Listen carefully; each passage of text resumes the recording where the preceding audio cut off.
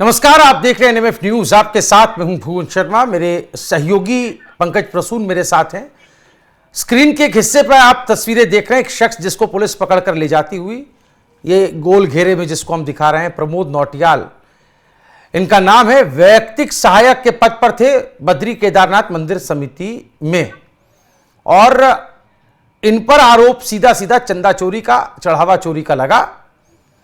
फिलहाल जांच चल रही है और कौन कौन इसमें शामिल है ये पता लगाने के लिए एसआईटी कोशिश कर रही है हर तरीके से। ये मामले का बैकग्राउंड है, पृष्ठभूमि है।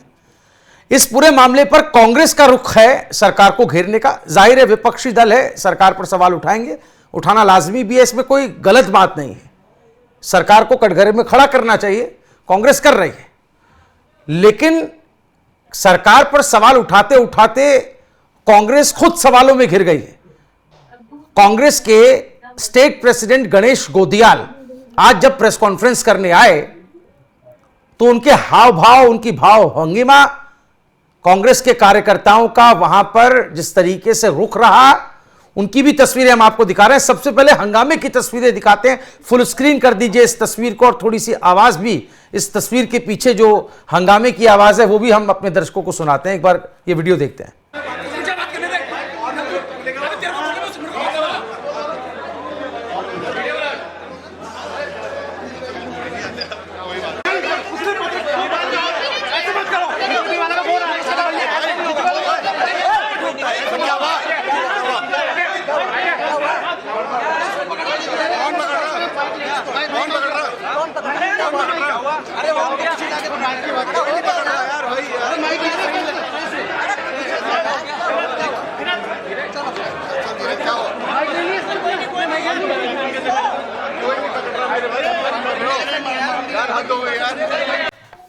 तो पंकज जी, ये हंगामे की तस्वीरें हमने देखी। कुछ देर पहले ही प्रेस कॉन्फ्रेंस हुई देहरादून में।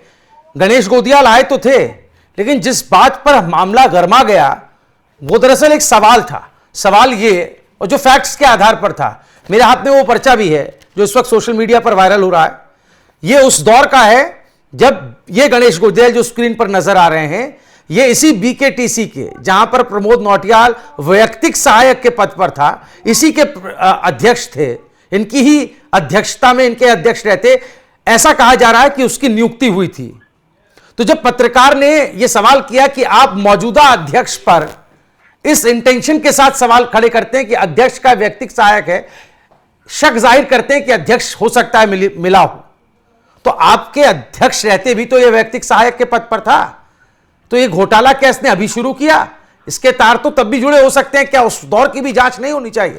पत्रकार ने एक सिंपल सवाल पूछा था, लेकिन पत्रकार को ही वकील का तमगा दे दिया गणेश गोदियाल ने।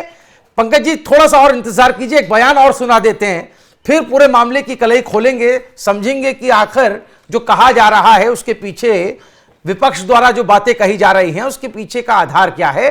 वो बयान पहले गणेश गोदियाल का प्रेस कॉन्फ्रेंस का वो हिस्सा सुन लेते हैं जो काफी चर्चा में है। पहले मेरी बात सुनो कि वैयक्तिक सहायक का प्रस्ताव शासन ने मंजूर किया जो 2010 में गया था। मैंने आपको दोबारा बोल रहा हूं, लेकिन मैंने ये कहा था प्रमोद नौटियाल को और ये अध्यक्ष जी को कि इनका उपयोग आप चोरी कराने में करना, ये कहा था मैंने।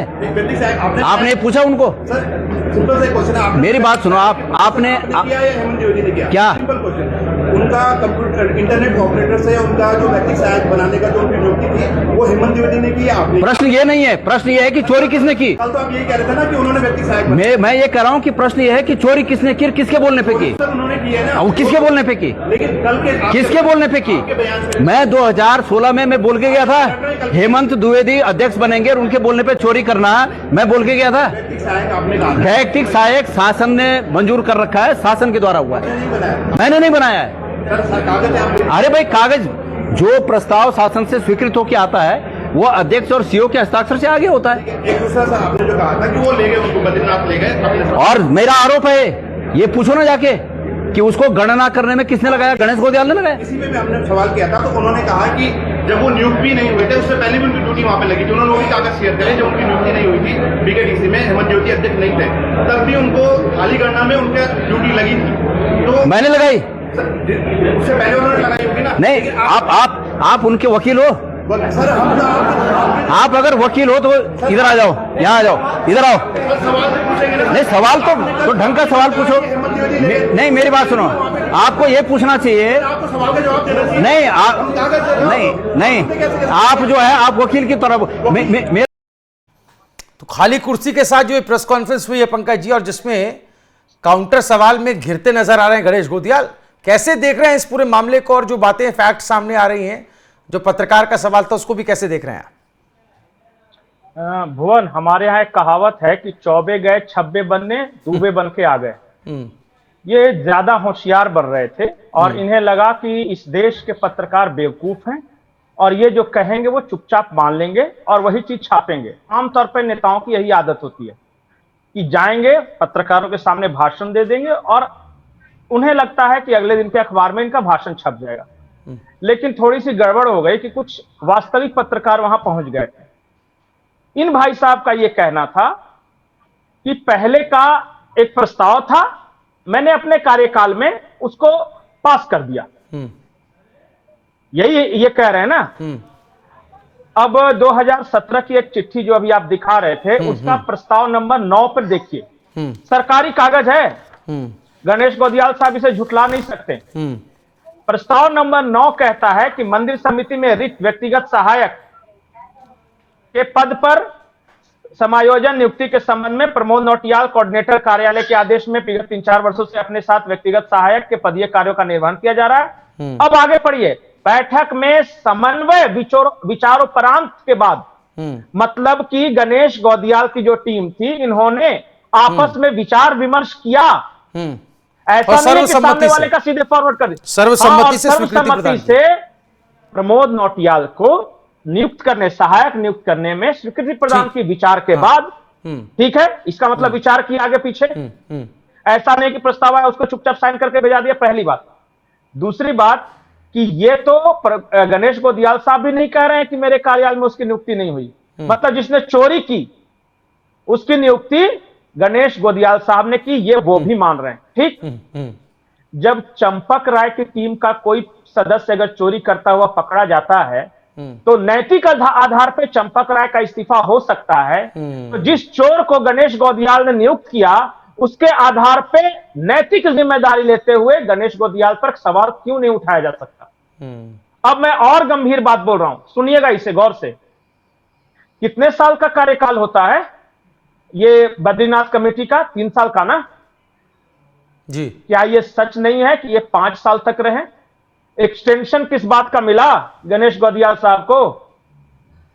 इसका जवाब दें कि एक्सटेंशन, जैसे 3 साल का कार्यकाल होता है, 5 साल अध्यक्ष कैसे आप बने रहे? किस नियम के तहत बने रहे? अब और गंभीर मैं सवाल ये कर रहा हूं, क्या यह सच नहीं है कि अध्यक्ष पद पर रहते हुए गणेश गोदियाल ने अपने पर्सनल पीआर के लिए, अपनी ब्रांडिंग के लिए बद्रीनाथ कमेटी का पैसा खर्च किया?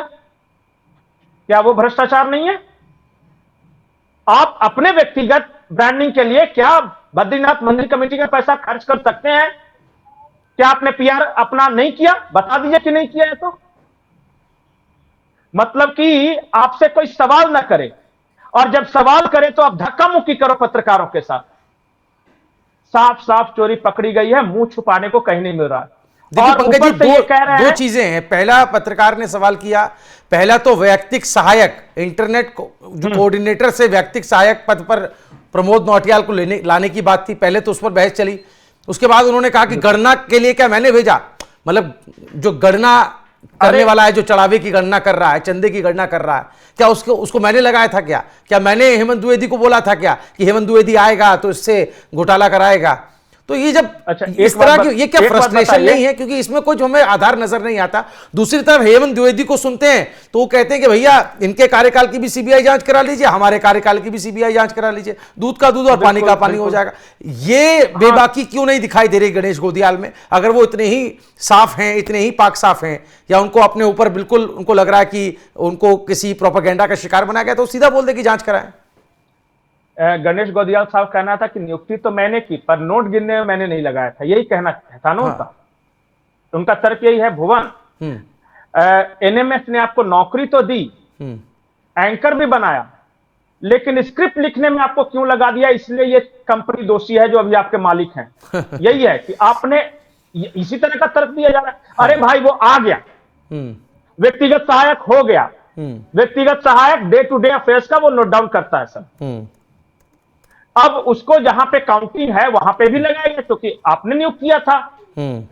अब सरकार को लगा कि गणेश गोदियाल साहब ईमानदार आदमी होंगे, उन्होंने ठीक ही आदमी को नियुक्त किया होगा। ये तो धोखा हुआ ना, इस सरकार के साथ धोखा हुआ। करेक्ट।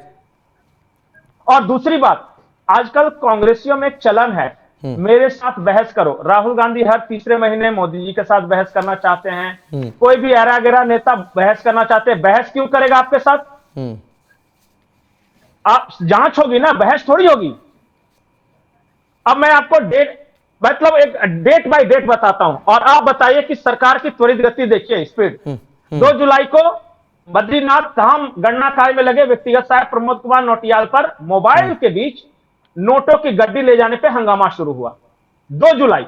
एक दिन बाद 3 जुलाई भैरव सेना ने सीईओ को चढ़ावा चोरी की लिखित शिकायत कर दी। 3 जुलाई होते होते अगले 3 दिन के अंदर मतलब कि इसको हटाया भी गया, निलंबित भी किया गया और जांच भी शुरू कर दी। इन दिनों में सब कुछ हो गया।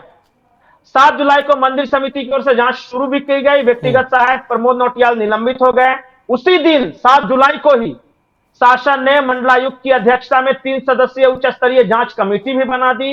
अगले दिन 8 जुलाई को व्यक्तिगत सहायक प्रमोद नौटियाल के विरुद्ध बद्रीनाथ थाने में रिपोर्ट भी दर्ज कराई गई और 8 ही जुलाई को एसपी चमोली की ओर से एसआईटी भी गठित कर दी गई। सरकार ने 1 सेकेंड अगर देरी की है, 1 सेकेंड कि कह सकते हैं कि सरकार ने 1 दिन का भी हिला हवाला किया कि नहीं जांच होगी। जैसे ही पता चला सबसे पहले तो उसे सस्पेंड करो, एसआईटी बनाओ, एसपी को लगाओ, इतना किया। अब जो बाकी सारी चीजें आ रही है ना, वो तो इस सरकार ने जो जांच अभी दी है एसआईटी को, सब कुछ दूध का दूध पानी का पानी आ जाएगा, हो जाएगा उसमें। अब तो हेमंत द्विवेदी का चैलेंज इन्हें स्वीकार करना चाहिए कि उनके कार्यकाल की भी जांच हो जाए, गणेश गोदियाल के भी कार्यकाल की जांच हो जाए कि किसने ज्यादा मंदिर कमेटी के पैसों की बर्बादी की है, किसने ज्यादा बड़ा घोटाला किया है। ये तो सबके सामने आना चाहिए ना, जनता के सामने। बिल्कुल। बहस करने से क्या होगा? बहस मैं मोदी के साथ बहस करना चाहता हूं, रोज केजरीवाल कहते हैं कि मैं मोदी के साथ बहस करना चाहता हूं, तो इससे थोड़ी ना हो जाएगा। कोई भी किसी को कीजिए, जितना पोजीशन नेता है वो यही कहता है कि मैं बहस करना चाहती हूं। बहस नहीं करना है। चोरी कैसे हुई, आपने कैसे एक चोर की नियुक्ति कर दी, उसका जवाब देना है। और आप मीडिया का लाइमलाइट लेना चाहते हो। और पत्रकारों पर देखिए फिर 3 साल कहते हैं कि एक अभी राहुल गांधी को लेकर भी ये अपडेट आया था थोड़ी देर पहले कि उनकी रैली देहरादून के परेड ग्राउंड में 17 तारीख को छात्रों की गूंज नाम का जो कार्यक्रम कर रहे हैं वो कैंसिल हो सकता है क्योंकि परमिशन नहीं मिली है। और ये विवाद अभी उठ ही रहा था, इस पर बातें हो ही रही थी। इस बीच प्रेस कॉन्फ्रेंस का ये वीडियो आ गया जब राहुल गांधी के कार्यक्रम में मंजूरी न मिलने की बात मौखिक तौर पर सामने आई तो यही गणेश गोदियाल थे जो कह रहे थे कि ये तानाशाह वाली सरकार है, विपक्ष की आवाज को दबाने वाली सरकार है। यही पत्रकार जब किसी चीज को लेकर मुखर होते हैं तो ये उन्हें वकील का तमगा देते हैं। उस पॉइंट पर आप चूंकि खुद एक पत्रकार हैं तो वकील का तमगा इस तरह से मिल जाना, इसको कैसे देख रहे हैं आप? मैं एक बात बोलूं, मैं उत्तराखंड की जनता से पूछता हूं, राहुल गांधी के 3 कार्यक्रम कैंसिल हुए पिछले 3 दिनों में। आप में से कोई बता सकता है क्यों कैंसिल हुए? क्योंकि राहुल गांधी के बारे में पता ही नहीं था कि वो कहां है, कौन से देश में है, क्या कर रहे हैं, किसी को पता नहीं था। कांग्रेस ने अपना कार्यक्रम खुद रद्द करवाया। अभी दिल्ली में कार्यक्रम था, सब कुछ। अब कौन दोषी था? अब उत्तराखंड शासन दोषी था। बट कांग्रेस तर्क ये दे रही है पंकज जी कि 2.5 लाख छात्रों ने रजिस्ट्रेशन करा लिया था आने के लिए और मैदान की लिमिट 50,000 लोगों की है। हाँ, 2.5 लाख छात्र। इनका पता चला कि 8 करोड़ आदमी खटाखट योजना भी रजिस्ट्रेशन करा दिया था। अपना बोल दीजिए, चमड़े का मुंह है, कुछ भी बोल दीजिए। 8 लाख कार्यकर्ता नहीं है इनके टोटल, कुछ भी मतलब। और मैं एक चीज साफ साफ बोलता हूं, मेरे 3 सवाल हैं और मुझे उम्मीद है कांग्रेस इसका जवाब जरूर देंगे। क्या गणेश गोदियाल ने बद्रीनाथ मंदिर कमेटी का पैसा अपने पर्सनल पीआर के लिए खर्च किया था या नहीं किया था? ठीक है। क्या जिसने चोरी की उसकी नियुक्ति गणेश गोदियाल के शासन कार्यकाल में हुई थी या नहीं हुई थी? ठीक है। तीसरा सवाल यह है कि 3 साल का कार्यकाल ये 5 साल कैसे रह गए? इन तीनों सवालों का जवाब मिल जाएगा ना तो उसके बाद सीबीआई जांच करा लीजिए, चलिए। और जिस एजेंसी से जांच कराना जी। चाहते हैं उस एजेंसी से जांच कराने के लिए शासन तैयार है। इनकी इंतजार मर्जी करते बता हैं दें। पंकज जी। 3 सवाल आपके कांग्रेस के लिए हैं, उम्मीद करेंगे कि कांग्रेस तक अगर ये वीडियो पहुंचेगा तो उसके जवाब वो किस रूप में क्या देते हैं। और आखिरी बहरहाल सवाल ये जो है- सवाल वहां पर पत्रकारों ने पूछे तो उस पत्रकार को इन्होंने वकील बता दिया। अब पता नहीं आपको कौन सा तमगा दे आखिरी- दें कांग्रेस वाले। मुझे इस नहीं, बात का आखिरी इंतजार। सवाल यह है, मेरा आखिरी सवाल यह है, बाकायदा गुजारिश है कि भैया आपका जहां जहां शासन रहता है वहां वहां एफआईआर दर्ज करा देते हो और पत्रकारों पर, तो प्लीज मेरे पर मानहानि का नोटिस नहीं भेजना। सिर्फ ये सवाल किया है मैंने। चलिए ठीक है पंकज जी। अब क्योंकि आदत है कांग्रेसियों उससे भी बड़ा मामला है, चूंकि भगवान के दरबार में इस तरह से अगर चोरी हुई है तो चोर का पता लगना चाहिए। एक चोर तो हिरासत में है, गिरफ्तार है, ऐसा आरोप है और अभी फिलहाल तहकीकात चल रही है। लेकिन ऐसा बताया जा रहा है एक सिरा पकड़ लिया गया है और भी नाम आएंगे। तो जो गणेश गोदियाल के वक्त में जिस शख्स को अपॉइंट किया गया था, गणेश गोदियाल की मंजूरी के साथ में सर्वसम्मति से जो इस बैठक में मौजूद। जी पंकज जी। एक चीज, राहुल गांधी भी पत्रकारों पर ही अटैक करते हैं और उनके देखा देखी उनकी पार्टी के लोग भी सिर्फ पत्रकारों पर भी ही अटैक करते हैं। भाई हम आईना हैं, हम सिर्फ दिखाते हैं। चेहरा आपका खराब है तो आईना क्यों फोड़ते हो? चलिए ठीक है। जनता इसे किस रूप में देख रही है, हमें यह भी जानना का इंतजार रहेगा। जो लोग इस वीडियो को देख रहे हैं, खासतौर पर उत्तराखंड की जनता, क्योंकि वहां चुनाव भी होने वाले हैं और उससे पहले किसी भी तरीके से नए नए मुद्दों को भुनाया जा रहा है, जनता के सामने रखा जा रहा है। गणेश गोदियाल की आज का जो ये रवैया था, उनका जो आज का ये रुख था, पत्रकार के सवाल पर जिस तरीके से वो थोड़ा झल्लाए नजर आए और जो बातें उन्होंने कही, उससे आप कितना इत्तेफाक रखते हैं? और जो फैक्ट्स, जो तथ्य सामने आ रहे हैं गणेश गोदियाल के टाइम पे नौटियाल की नियुक्ति का, और उस पर आपका क्या कुछ कहना है? कमेंट जरूर कीजिएगा, वीडियो को शेयर करते चलिएगा। इस खबर से जुड़ी हर अपडेट एनएमएफ न्यूज आप तक पहुंचाएगा। नमस्कार।